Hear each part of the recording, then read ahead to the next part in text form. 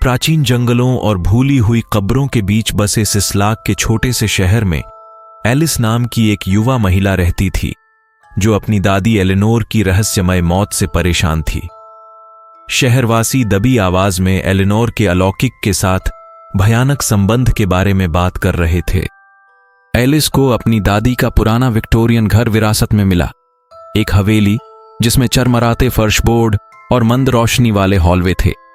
एक तूफानी रात, जब बाहर तेज हवा चल रही थी और बारिश खिड़कियों से टकरा रही थी, एलिस ने खुद को धूल भरी अटारी की ओर खींचा हुआ पाया। वहां उसे एक लंबे समय से भूला हुआ दर्पण मिला, जो अलंकृत था और गंदगी की परत से ढका हुआ था। जैसे ही एलिस ने धूल पोंछी, उसे एक ऐसे प्रतिबिंब की झलक मिली जो उसका अपना नहीं था, एक भूतिया आकृति जो उसकी दादी एलेनोर से मिलती जुलती थी। दर्पण किसी अलौकिक ऊर्जा से झिलमिलाता हुआ प्रतीत हो रहा था। भयभीत होकर एलिस लड़खड़ाकर वापस लौट आई। उसका दिल उसकी छाती में जोर जोर से धड़क रहा था। उस रात घर में अजीब घटनाएं घटीं। गलियारों में फुसफुसाहटें गूंजने लगीं और तापमान अस्वाभाविक रूप से गिर गया। वस्तुएं अपने आप हिलती थीं और एलिस आधी रात को अटारी में कदमों की आवाज सुनकर जाग जाती थी। उत्तर के लिए उत्सुक एलिस ने शहर के इतिहास में गहराई से खोजबीन की। उसने एक गहरे रहस्य की खोज की। एलेनोर एक शक्तिशाली माध्यम थी जो दूसरी तरफ की आत्माओं के साथ संवाद करती थी। हालांकि एक इकाई बहुत अधिक द्वेषपूर्ण साबित हुई और एलेनोर ने अपने परिवार की रक्षा के लिए खुद को बलिदान कर दिया। अब आत्मा ने जीवित और मृत लोगों के बीच एक द्वार के रूप में दर्पण का उपयोग करके बदला लेने की कोशिश की।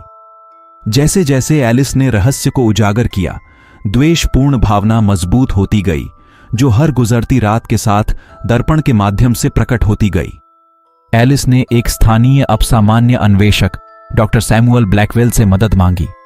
साथ में उन्होंने तामसिक भावना का सामना करने के लिए एक सत्र का प्रदर्शन किया। मंद रोशनी वाले कमरे में दर्पण कांपने लगा और एलेनोर का भूत द्वेषपूर्ण शक्ति द्वारा साकार, विकृत और प्रताड़ित किया गया।